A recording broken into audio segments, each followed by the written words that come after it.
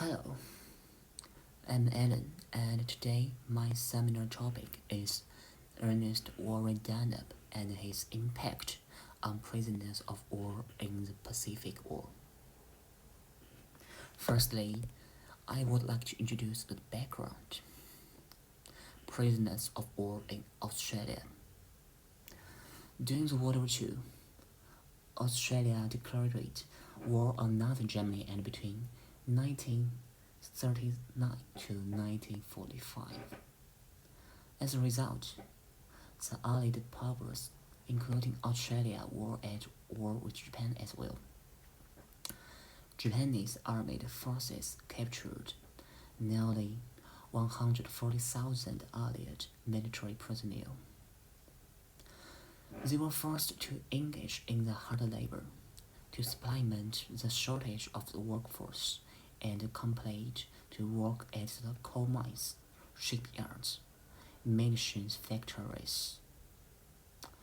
A total of more than 30,000 had died from starvation, diseases, and mistreatment both within, outside, and inside. Then I would like to have a data presentation because I think it's the best way to let us know how outstanding Dana was. That is a sentence.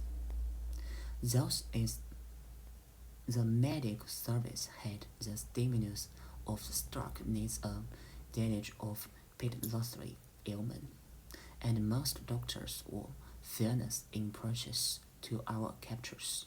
However, much of salvage of sick and broken men was achieved by securing the involvement of a whole-stricken force in the sharing of slender resources, money and food, and contributing ingenious improvisations and gift of labors of love out of their eating energy. From the war diaries of Warren Dunlap. Here is my analysis. The whole analysis is about the story of Dunlap. During World War II, Dunlap was appointed to medical headquarters in the Middle East, where he developed the mobile surgical unit. In Greece, he liaised with forward medical units and Allied headquarters. And at Torburg, he was a surgeon until Australian diversions were withdrawn from home defense. His tropic ship was diverted into Java in an airplane attempt to bolster the defenses there.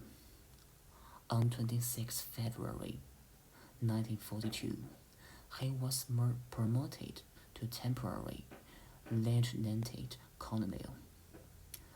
Donald became a Japanese prisoner of war in the same year when he was captured in London, Java, together with the hospital he was commanding. Because of his leadership skills, he was placed in charge of prisoner of war camps in Java and was later transferred briefly to Changi. And in January 1943 commanded the first Australian center to work on the Thai segment of Burma-Thailand Railway, where prisoners of Japanese were being used as forced laborers to construct a strategically important supply route between Bangkok and Rangoon. Conditions in the railway campus were primitive and horrific. Food was totally inadequate. Beatings were frequent and severe. There were no medical supplies. Tropical diseases were rampant, and the Japanese required a level of productivity that would have been difficult for fully fit and properly equipped men to achieve. Along with a number of other Commonwealth medical officers, Dunlop's dedication and heroism became a legend among prisoners. A courageous leader and compassionate doctor, he retorted Maryland in those terrible prison camps and jungle hospitals. Then up defeat his captors, give hope to the sick and eased the anguish of dying. He became, in the words of one of his men, a lighthouse of sanity in universe of madness and suffering. His example was one of reasons why Australia's survival rates was the highest between World War II.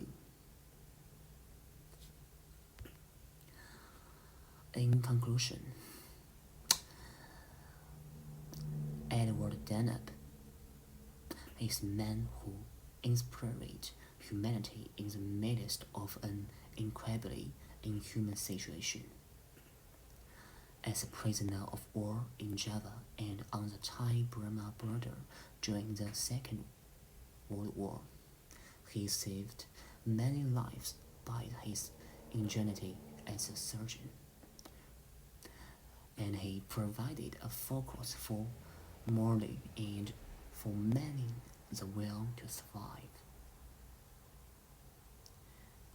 He held the prisoner in Singapore to Thailand, cruelly mistreated and tortured by their Japanese captors, was responsible for determining whether the man in his charge who had been chosen by the Japanese for work detail on any given day were healthy enough for the task, displayed both compassion and courage in caring for the protection his men.